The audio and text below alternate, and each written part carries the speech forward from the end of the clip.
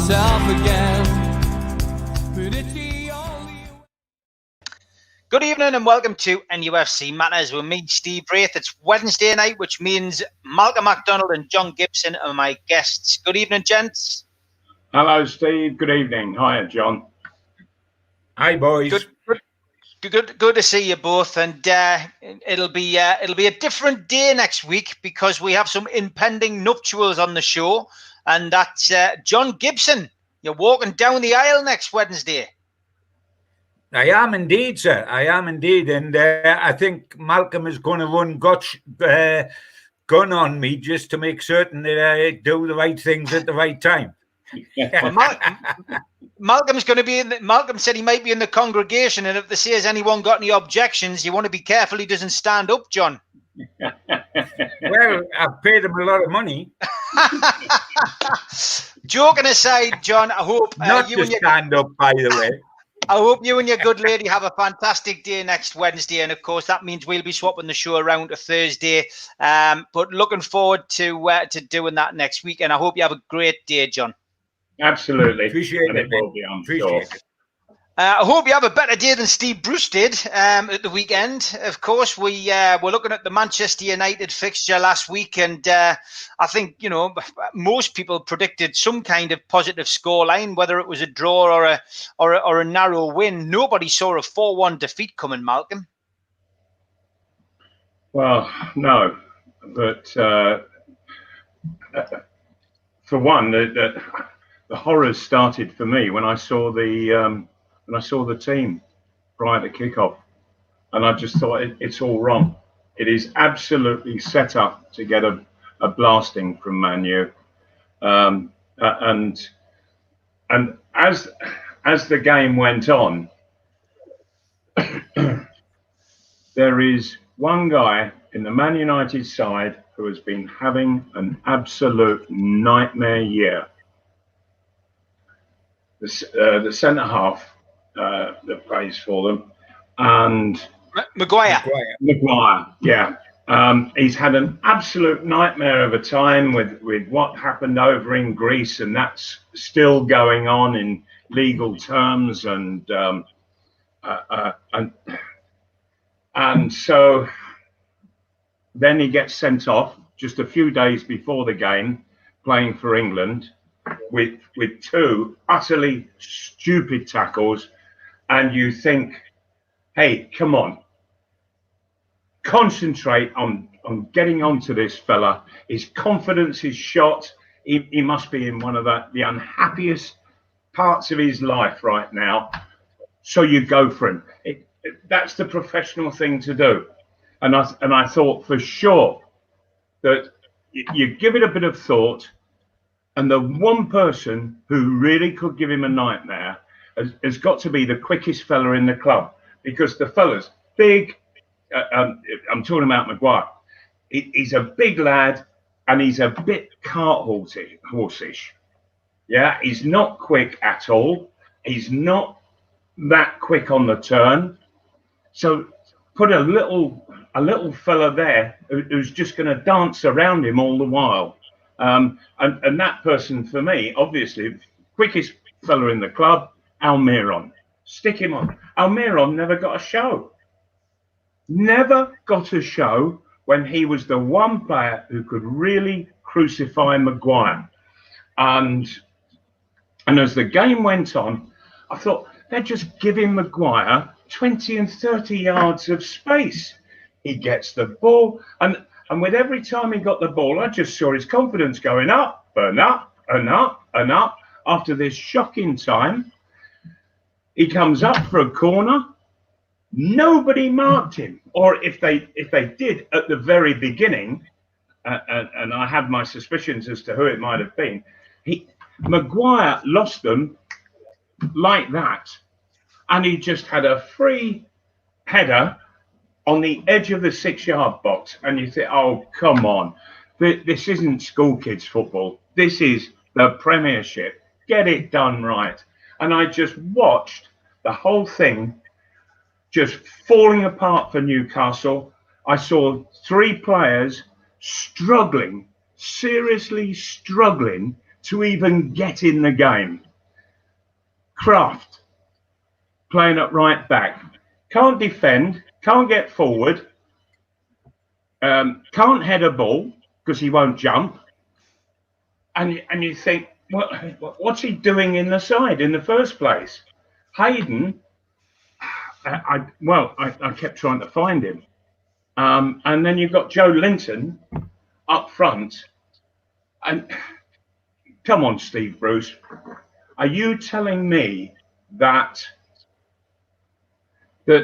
Almiron is worse a player than Joe Linton? Is that what you're seriously telling us? And that Joe Linton is worth his place in a game against Manchester United at St James Park, Man United not been having a good time, Maguire having a shocking time, and I thought it was just handed to Man United on a plate. I really did. I can't remember when I was last so angry before a game, during a game, and after a game. And I'm still angry, as you can probably sense. No wonder, Malcolm. John, I think one of the things that really upset me was to see Carl Darlow struggling on the pitch, with a considerable amount of time on the clock, motioning and looking to the bench to ask to come off, and Steve Bruce refusing to take him off. I mean, he had Gillespie warming up, for God's sake. He clearly knew what was going on. So once again, he essentially gambled on the fitness of one of his players, to bring an outfield player on, which he didn't bring on until a couple of minutes from the end. So it was pointless anyway, but that was just bizarre.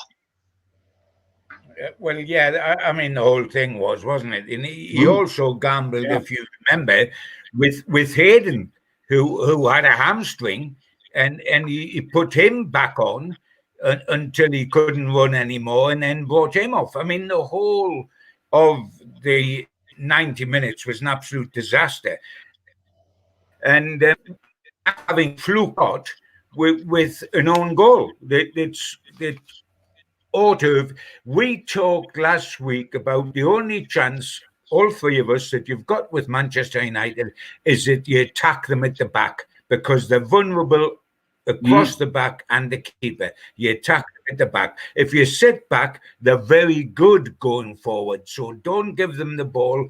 Don't try to absorb all their pressure and get them on a break. That is suicidal. What happens? They have 28 shots at goal, which is the biggest total in the Premier League this season. And the figure that was previously the biggest was held by Spurs.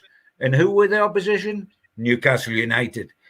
So that the two biggest total of shots this season in the Premier League in one match has both been against Newcastle United. Carl Darlow, who was in goal for both those games, must think he was an Aunt Sally. He must be shell-shocked, and he did ever so well in both those games. But we got off to an absolute flyer. You thought Steve Bruce's luck is holding because we got a ridiculous OG to put us ahead.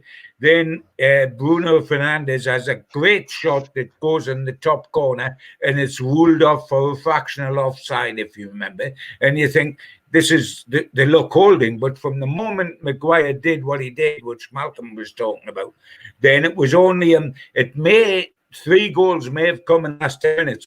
They were always coming. We knew what was going to happen in this game. You can't have another Spurs where you get a 1-1 draw against all the odds. It was going to happen, and it's happened badly. And I've got a huge worry about tactics, about personnel, etc. And when Mal was talking quite rightly how Joe Linton starts wide right before Almiron, and I do understand that Almiron is a lot better bet than him, but surely Fraser was a better bet of the whole lot, who had a terrific week with Scotland, boosted his morale because he was man of the match, and then the next game he scored the winner.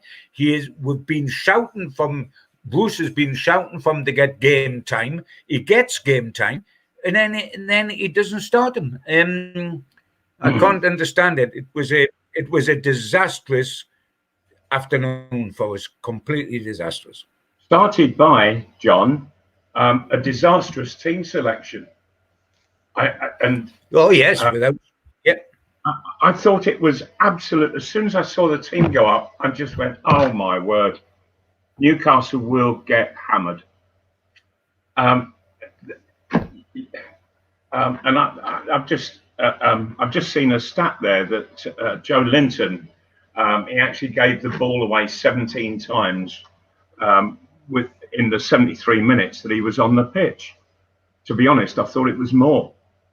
I think the most damning statistic, Malcolm, is the amount of shots that we're conceding in particular games. And I think the stat that was rolled out the day after the game was that we are, on average, conceding 17.1 shots at our goal every game. John's just touched on it. That stat's worse than when Sunderland went down from the Premier League. Sure. I couldn't agree more. The problem is that if you don't, as a forward line, occupy the back four start pushing through you, and then they're pushing the midfield up, and then the midfielder pushing the attack up. And so Man United, they were being offered the opportunity to keep getting forward at Newcastle all of the while. And Newcastle, because there's so little up front, and there were just massive gaps in midfield. There really were.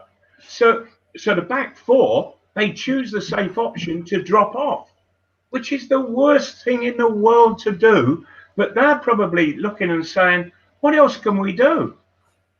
What else can we do but drop off? Because there's nothing happening in front of us at all.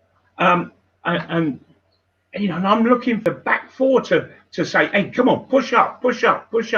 Get Man United as far away from the goal and the penalty area as possible. But instead, we were dropping off and inviting them into the penalty area all of the while. You cannot play Premiership football doing that. And of course, but then all the stats start to build up, as you've just mentioned, Steve. But because Man United are just being invited in and around the penalty area, of course they're going to fire shots in. They're going to be firing them in left, right, and centre. Newcastle United, did they have any serious shots? No, I mean, I think that's the big issue. What I feel as well, Malcolm, is that Steve Bruce keeps saying that he wishes the supporters were there to see it. But I mean, John, I'll put this to you: if the supporters were in the ground at the weekend, I don't think they'll be cheering Steve Bruce on. This is an absolute myth about wouldn't it be wonderful if the supporters win. I'm talking about from Steve Bruce's point of view. We've heard that many times.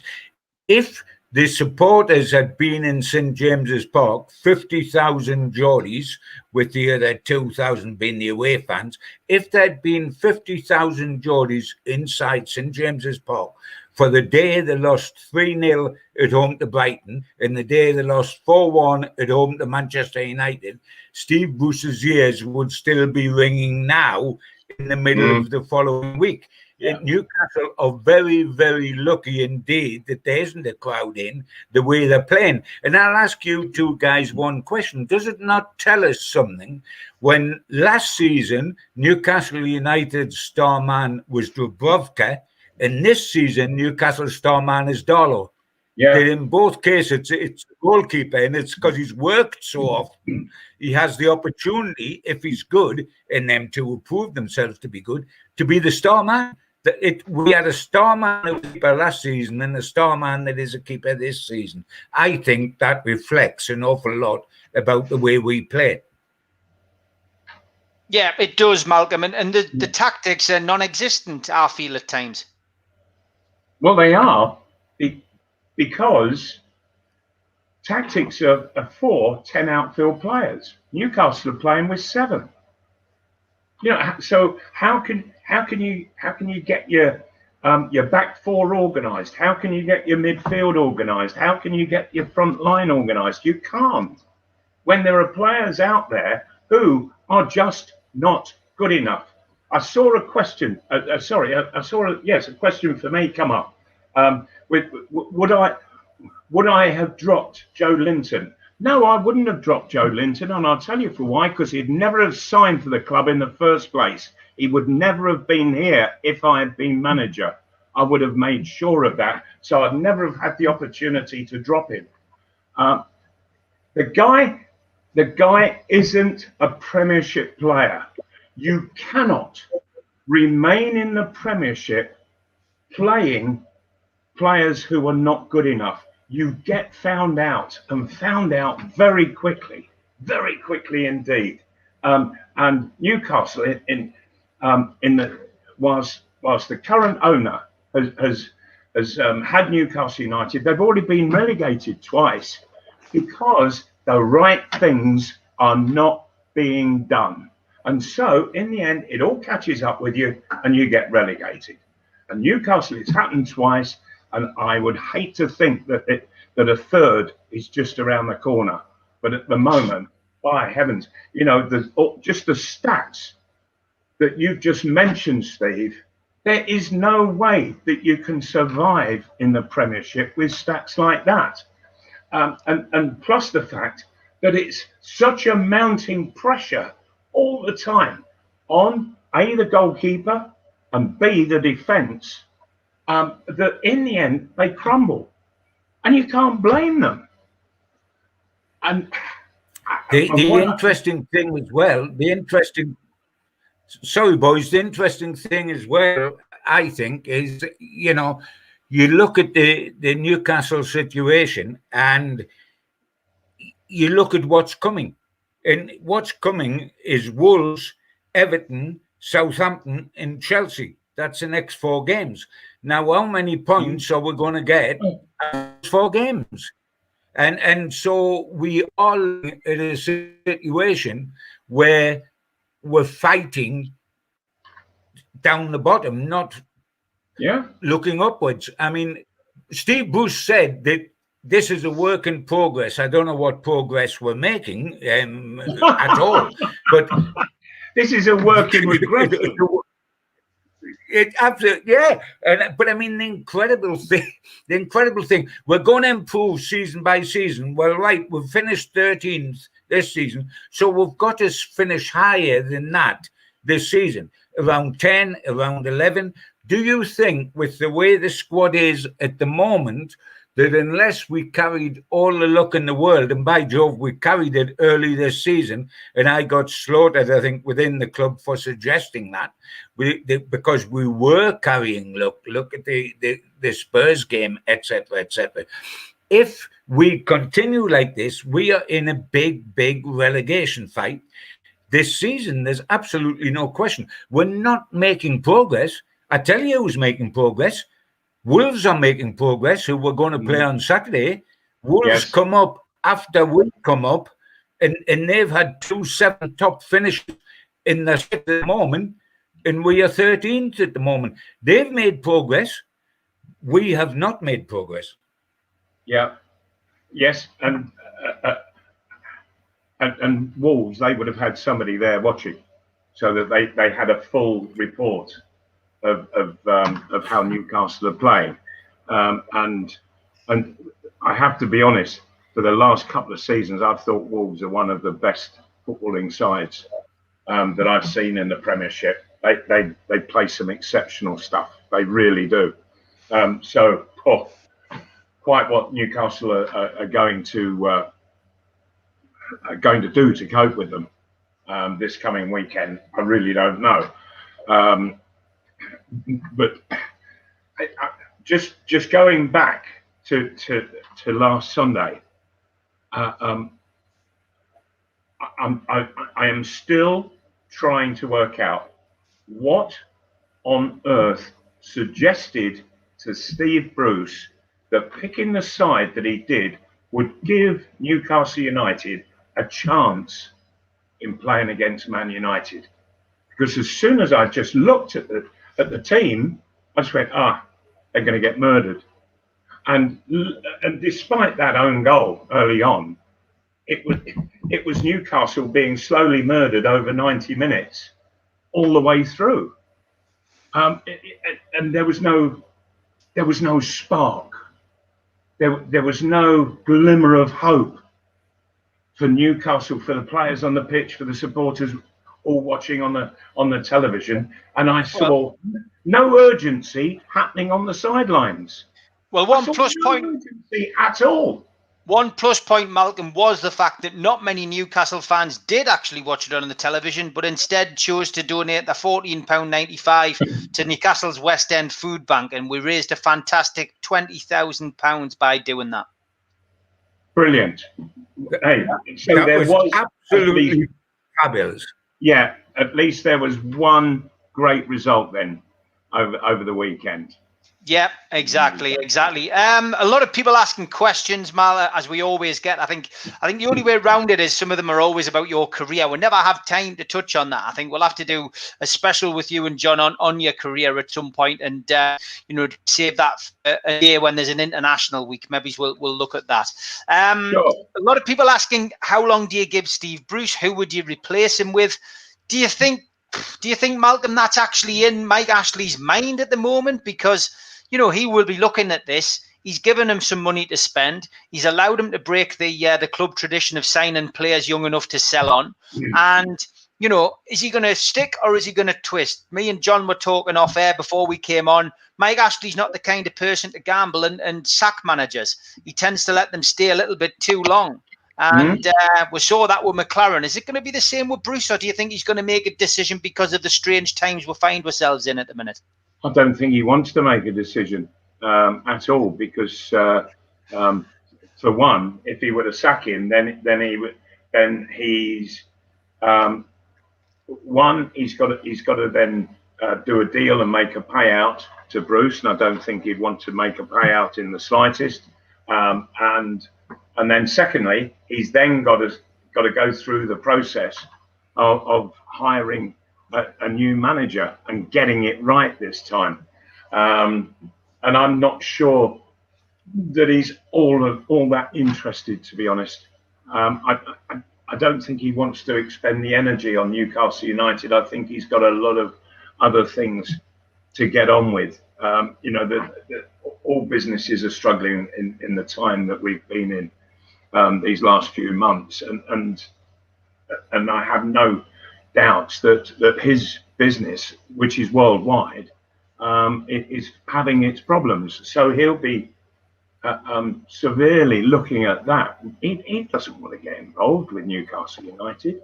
I really can't see that. John, what's your take on this dilemma that Mike Ashley has? Because he's given the checkbook to Steve Bruce in a roundabout kind of way. We all know Mike Ashley never really spends money. It's the way the figures are fudged to make it look as if he spent a fortune, when in fact he hasn't.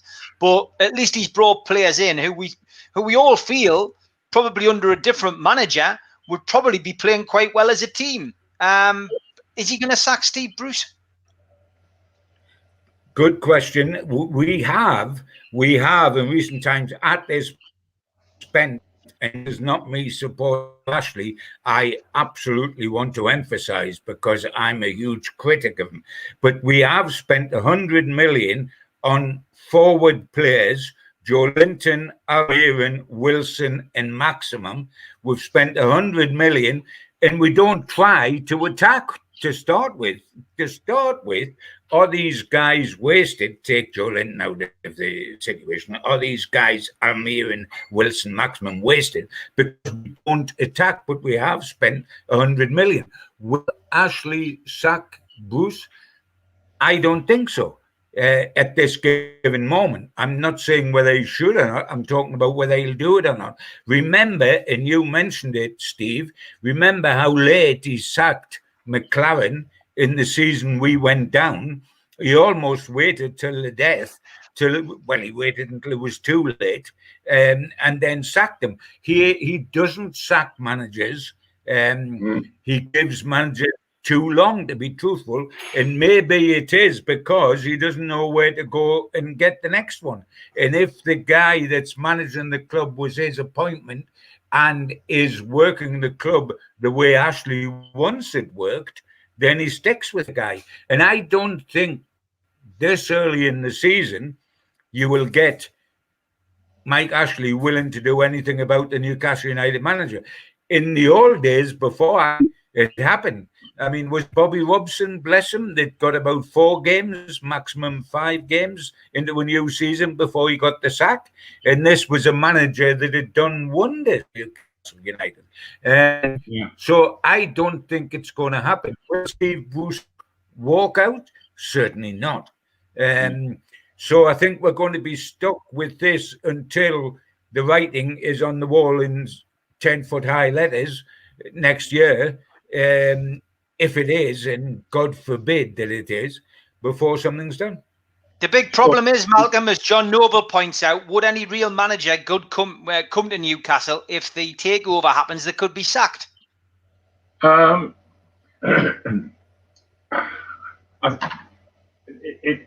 Football managers are always willing to take that chance. Always, they're gamblers, and plus the fact. Because what they'd be saying to themselves would be, I'm going to get in there, and if the takeover happens between now and that takeover, I am going to prove that I am the man for the job. And so there are plenty who would go, who would really want to go for it. I saw questions being asked, well, who would you bring in? What about the fella that was at Bournemouth last season? I think he's a terrific manager. Eddie Howe. Eddie Howe. What he did for Bournemouth in these last few years has been absolutely, utterly outstanding. Despite them getting relegated last season, it had to come in the end. Good heavens above. There was a Premiership club with 11,000 gates. You know, that they were always going to struggle at some point or other. And it came last season. He left. And for me, he would be an obvious one to go for. Yeah, I mean, a lot of suggestions coming in. Some people have even suggested going back for a manager that's worked under Ashley so they know what to expect, like a Sam Allardyce or an Alan Pardew. No. That's... It's all for goodness sake. Yeah, it's utterly piecemeal, is that? You know, look, if you're going to take the decision for Bruce to go, which I don't think will happen, in all honesty, if you're going to make that decision, you have to know where you're going, who you're after, and even to the point where you have a quiet word in an ear or two to find out if the people you want are genuinely interested. What would you say, John? Would you like to go back to one of those old faces? I certainly would not, mate. I've got the scars to prove that I lived through that, and I don't need any more. Thank you very much. No, I wouldn't. If I'd had to go back to anybody, and I would never go back to anybody, I'd rather have gone back to Chris Hughton if he hadn't got the job at Nottingham Forest, because he was an honest manager that handled the Ashley situation brilliantly and got the sack for it, brought us up, beat Sunderland 5-1 and got the sack. If I had to go back to anybody, and even doing that, and not another Ashley man, but the person I would have gone back to would have been Chris Hughton. I think we've got to look beyond that, and yes, you've got a situation where the takeover might be on. Please God, may it be on. Who do you go for? Eddie Howe is the standout guy for a lot of people because of the magnificent job, forgetting the relegation at the end he did at Bournemouth. The only thing that would be uncomfortable for some people with Eddie Howe is the one time he's ventured away from Bournemouth is when he went to Burnley, and he found life very uncomfortable at Burnley and quickly left Burnley. If I had to take somebody who was available now, and by the way, this wouldn't come, but I would take Pochettino. but I can't imagine him coming to Newcastle under Ashley. But I would like to have a pop for him. Sure, I understand that, John, and I would totally agree. But I seriously think that he knows exactly where he's due to go fairly soon, and it ain't Newcastle. Yeah, I think it'll be Man United. There would be a takeover. Yeah, but there would have had to be a takeover to get Pochettino, wouldn't it? Yeah. He might have come with a takeover. Yeah, but Manchester United are flying now. We have given them all such a confidence booster at Newcastle. They went and took out PSG, etc. In midweek. They're back cooking on gas. Yes, absolutely, John. I couldn't agree more with you. I just want to say a big thank you, as always, to our sponsors, and that's QTech. Shop.co.uk, the makers of pool tables and snooker tables in Wallsend in the northeast of England, and to Darren Baldwin Funerals, of course, local independent family business, 24-hour service. Big thanks to you guys as well. We do have a few tickets remaining for the Christmas do, which again is in aid of Newcastle Food Bank.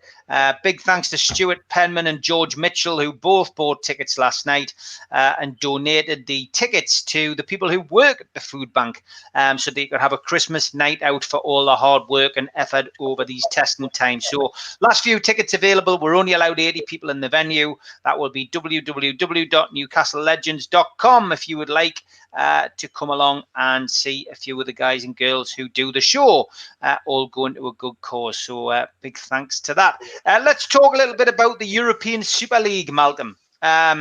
We've had the big six and the big picture and the big project. Now we've got quite quickly off the back of that, a European Super League being mooted and talked about. And it was weird because Steve Hasty and Neil Mitchell, who usually have their hands and fingers on the pulse, they were speaking about this last Friday, saying they wouldn't be surprised if the next thing you hear is a European Super League. And sure enough, a week later, there we go, that they're suggesting it. What did you make of all of that? They've been mooting a European Super League for, what now, 2 or 3 decades. And personally, I could never see it happening. It's going, that would be football becoming way too elitist, and from what I understand of what was going on with Liverpool and what have you, that they wanted a closed shop. How can you have a closed shop when there are, it would be like saying, well, there's no relegation from the Premiership, there's no promotion from the Championship. Nonsense. Football is about competition, and if there isn't the carrot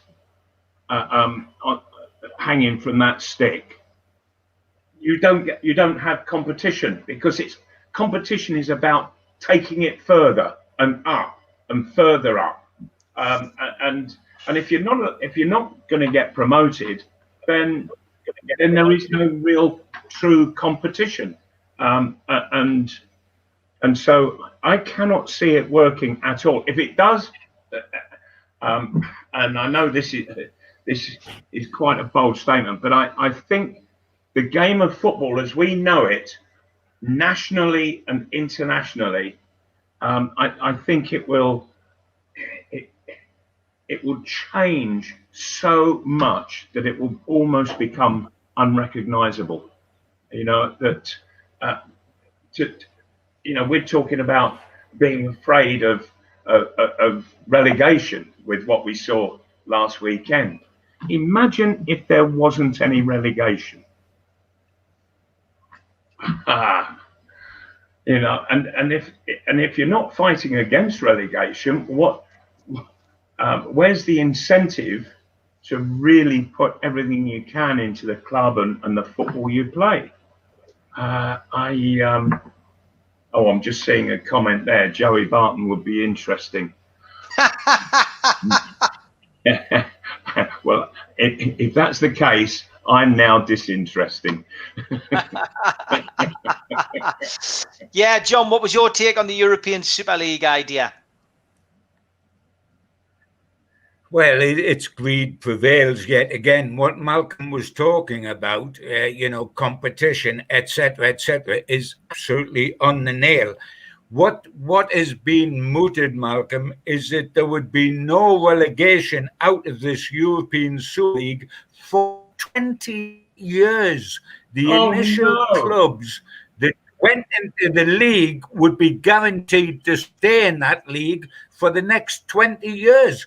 So all you're going to get is Barca against Bayern and Real against Juventus until you're absolutely sick to death of it. What you're never going to get is the incentive of Newcastle United's wonderful night against Barcelona when they beat them 3-2, when they played Juventus in the Bobby Robson era. You're going to take all that romance out of the whole of that league. And football about romance? Isn't it about dreams? Isn't it about what we all hope and aspire to? No relegation for 20 years. I don't care how good those clubs are, you're going to get bored out of your skull watching the same fixtures for the next 20 years. It's now I can see why clubs like Liverpool, etc., have are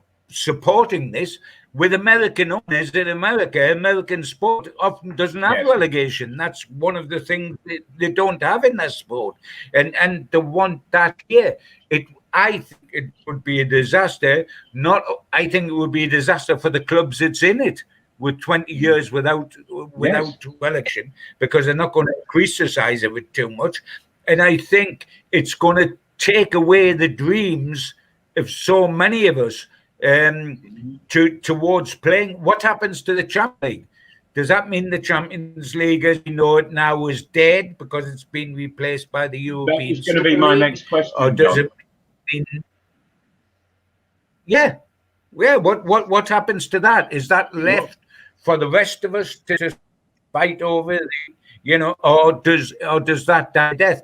I don't think this Super League will happen, but at some stage it's obvious that the top clubs in England are hell-bent on breaking away from the as we know it and setting up their own self-centered competition in one way or the other. We've had the big picture thing. We've now got the Super League. They are intent on breaking away one way or another, without doubt. I don't think it'll happen this time, but that's their utopia, and I don't think it's utopia at all. No, me neither. Good to get your points on that, and thanks to everybody in the chat for giving us theirs as well. The squad was announced, guys, this week. Our final 25-man squad for the Premier League. It read as follows: Dubravka, Clark, Dummett, Shaw, Lascelles, Carroll, Shelby, Joe Linton, St. Maximin, Richie Gale, Wilson, Hayden, Lewis, Hendrick, Kraft, Fernandez, Manquillo, Fraser, Yedlin, Murphy, Almiron, Darlow, Gillespie, and Sean Longstaff. And as we discussed last night, the eagle-eyed amongst you would have realised that Matty Longstaff was omitted from the list, but that was only because he was an under-21 player, which means that he doesn't count towards the 25, but he can still play in the Premier League. So as expected, guys, there was no place for the senior players Rolando Aarons, Christian Atsu, Artraf Lazar, or Henry Xavier. And I think probably the big surprise, if you can call it a surprise, was that we had Yedlin back in there. Yedlin, of course, was surplus to requirements in the transfer window. We tried to move him on, but didn't manage to. So thoughts on that, Malcolm? It was, I think, the Matty Longstaff thing surprised you a little bit, but once you realised why, it makes more sense. Yes, because it would have been outrageous to have left him out. But no, I didn't realise that he was still under 21.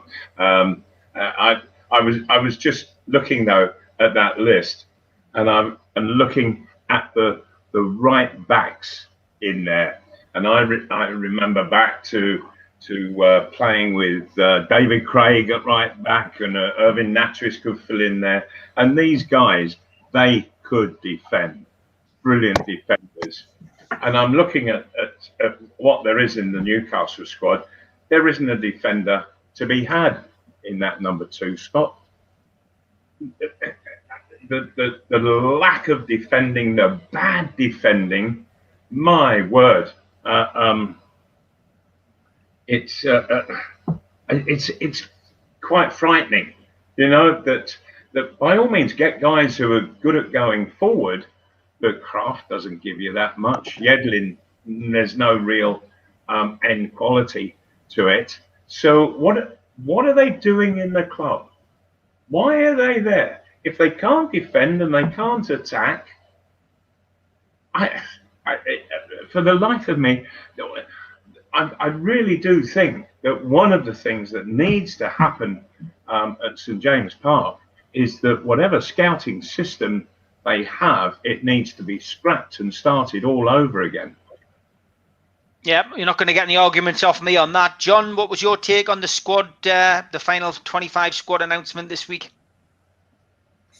Very predictable. A slight eye raise with Yedlin, because he was out if they could have got him out, but there was a spare place and somebody's got to be in it, and I suppose it was a toss of a coin. I mean, when the people that aren't in it, we wouldn't expect them in it.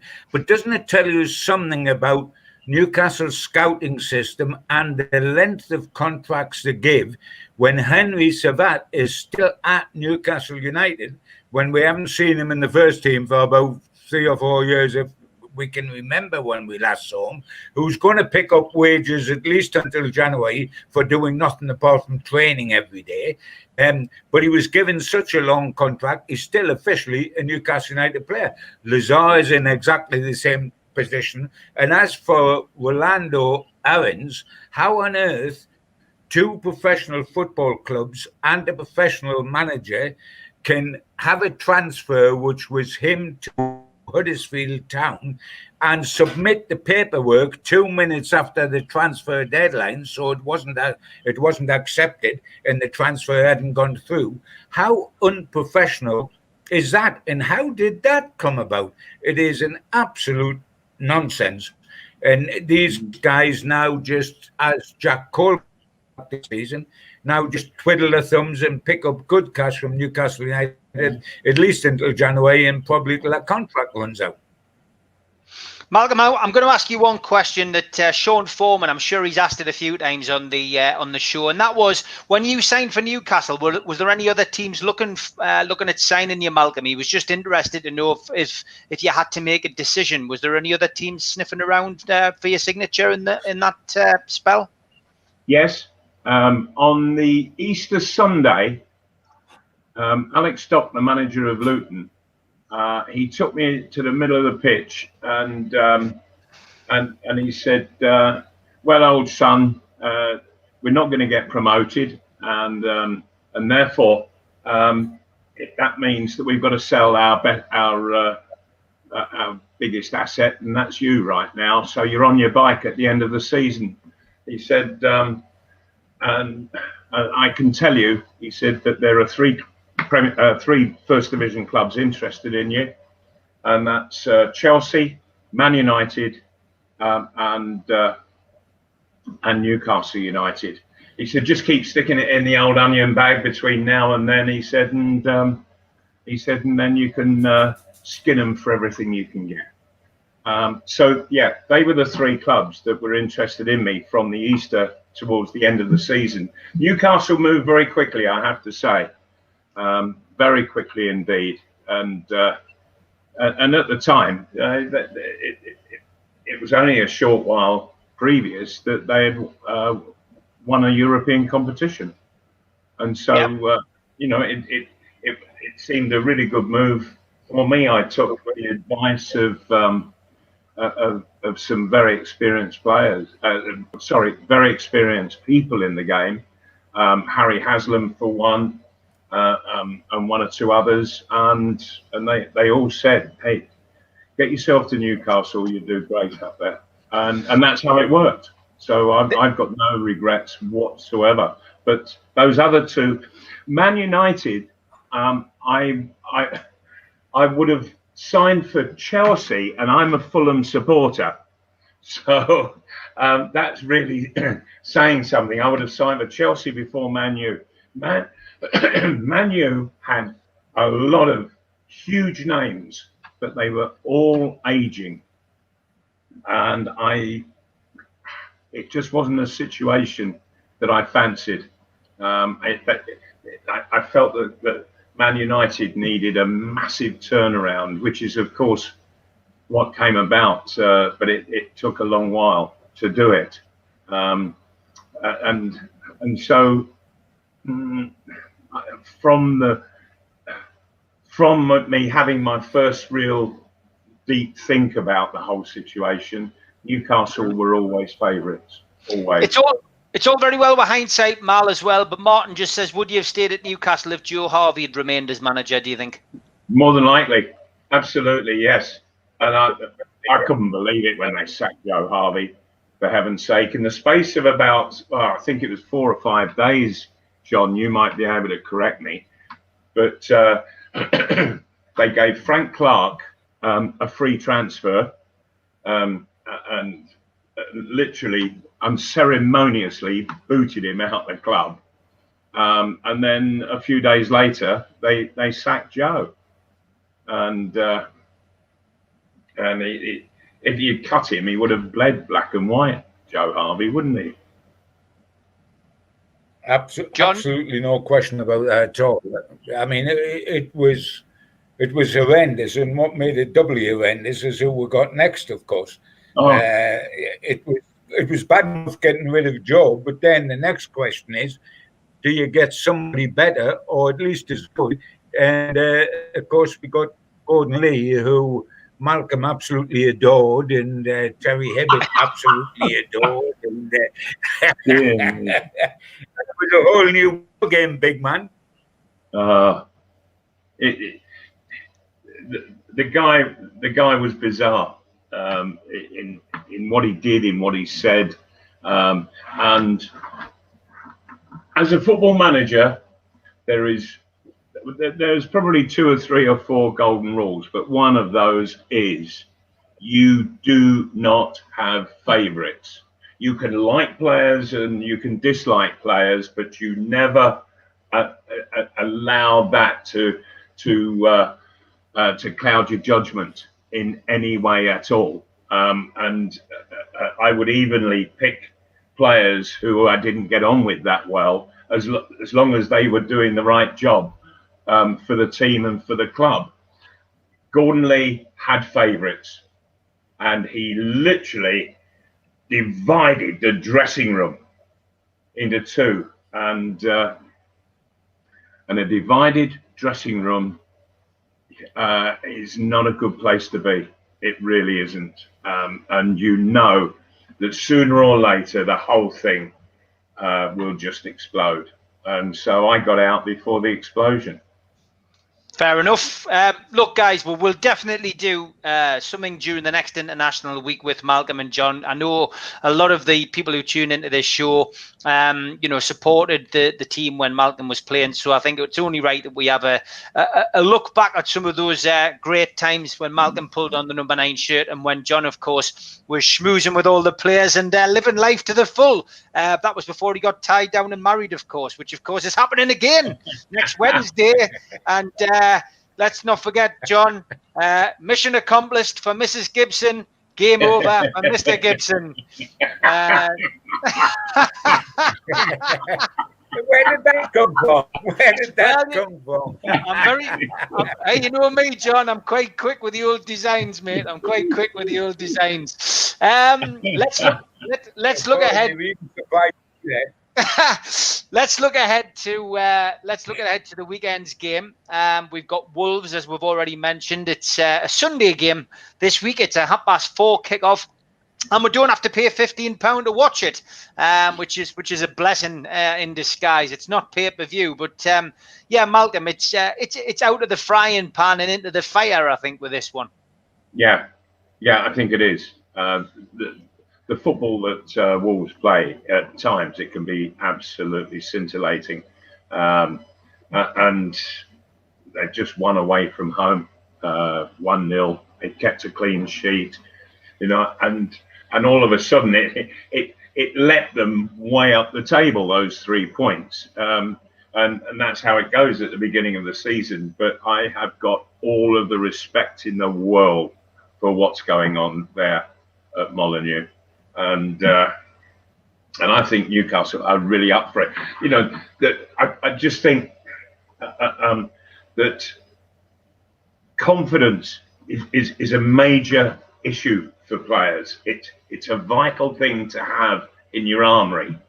Where's the confidence of Newcastle? Where's the confidence in the players? That you've got a goalkeeper who's making probably 3 or 4 times more saves than any other goalkeeper in the Premiership, and still 4 go past him, and he's having an absolute blinder. And so he must be thinking, oh my word, it's like the Alamo every time I go out on the pitch. And the back 4 must be thinking quite similar. And when they've got the ball at their feet, what's happening ahead of them? There's so little that's going on. And I think, well, it must be demoralizing to be going out on a pitch in that side just at the moment. And it never happened against Brighton. It certainly didn't happen against Man United. And so it's going on at the moment. And so someone in the club, and really it should be the manager, he's got to turn all of that around and get some confidence into the players, get them organised for one. And if players are organised, they will feel confident. But you've got to play the right players in the first place.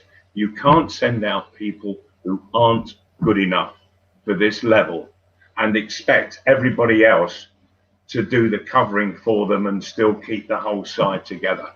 It doesn't work. And we have seen enough lessons. When Brighton come to St James Park and win 3-0 and Newcastle don't get a shot on goal, Newcastle United have got major problems. Yeah, John, it is a tough game at the best of times, Wolves. But when you're coming off the back of a 4-1 cuffing at home to Man United, it's like looking down the barrel of a gun. There's absolutely no question about that. There's so many problems that have got to be solved, and as Malcolm has indicated, really got to be solved before personnel. You've got to pick the right team. What is the right team? You certainly got to change it from the weekend. You've got Almiron waiting to play. You've got surely Ryan Fraser has got to start a Premier League game shortly. We're into mid-October.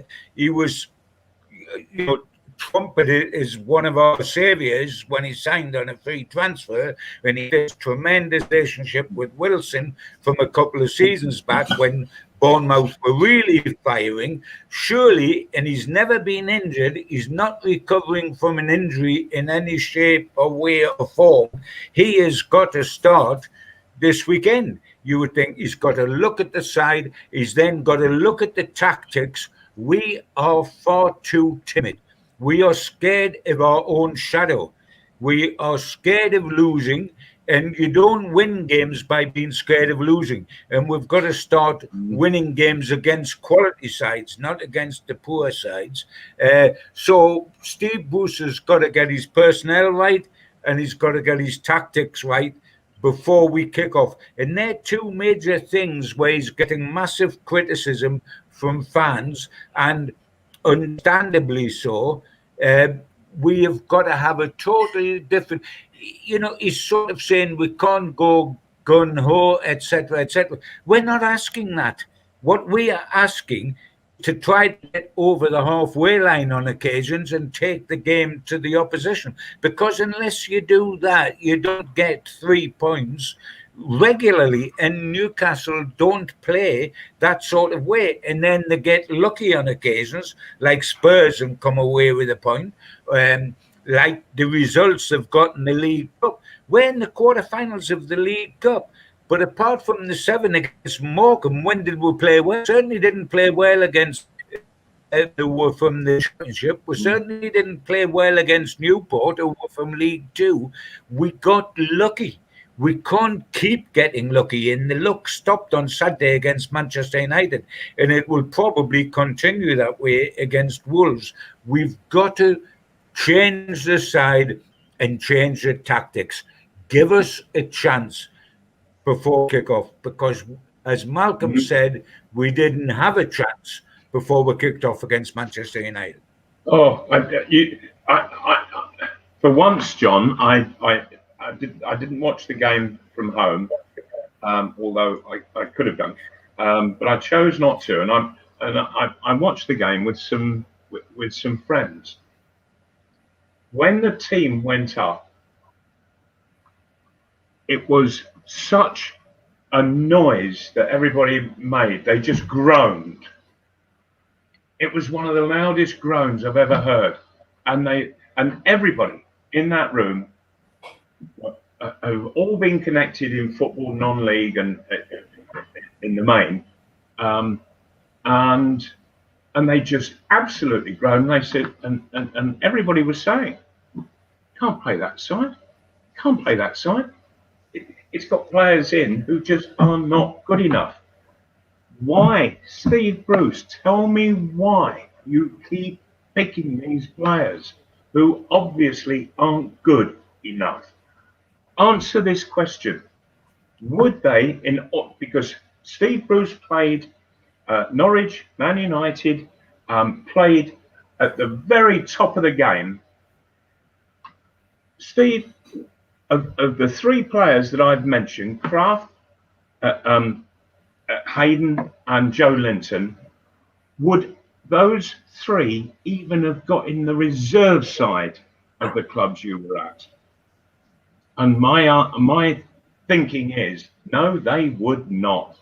So why are they in Newcastle's first team now when they wouldn't have got in Norwich's reserve side when he was playing there?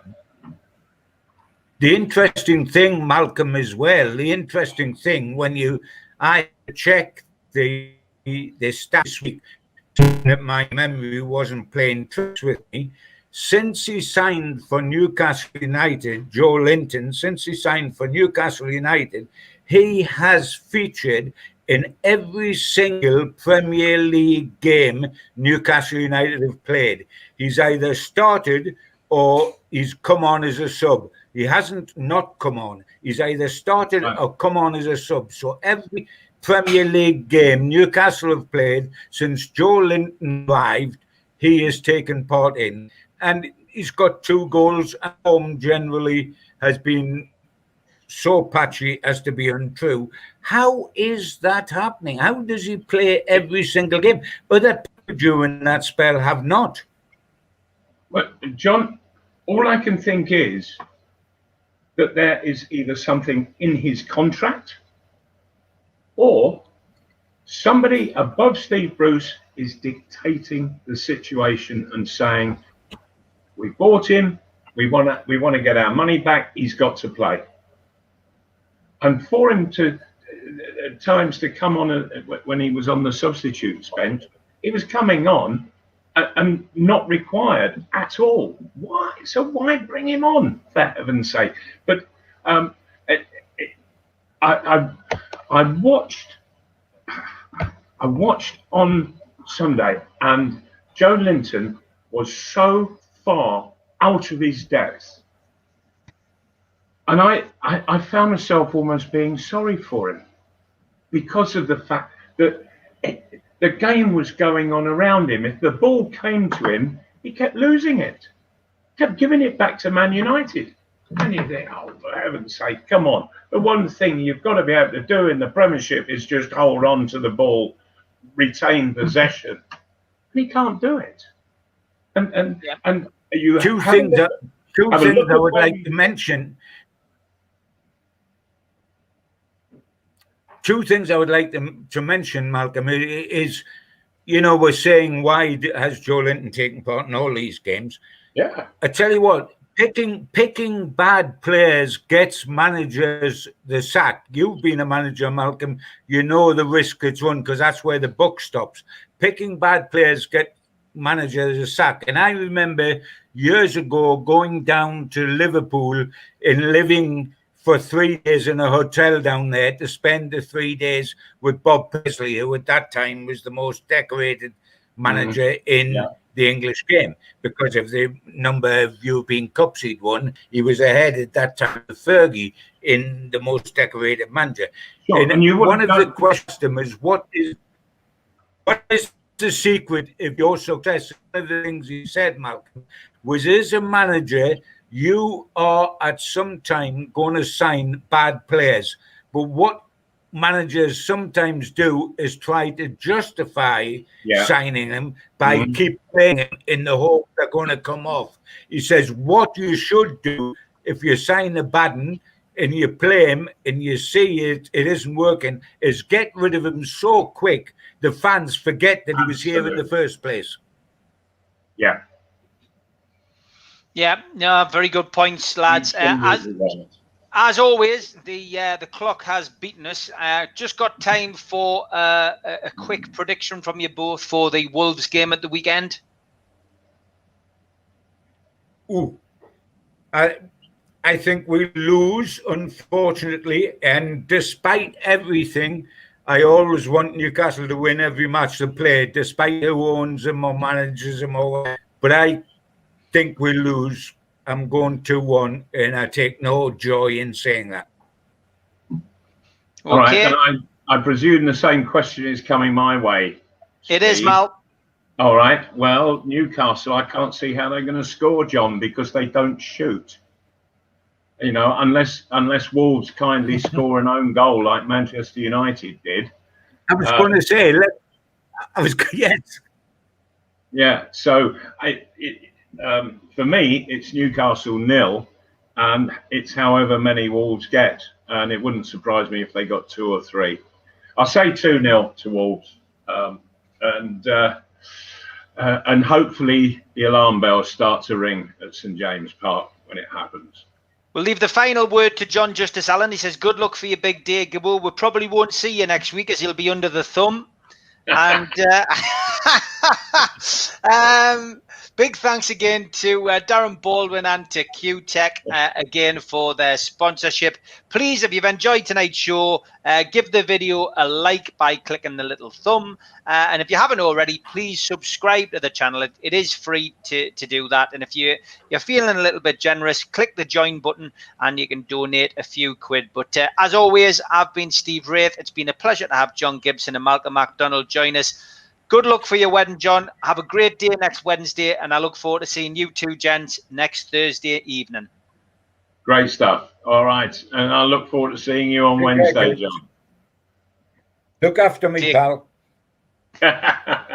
You'll need it.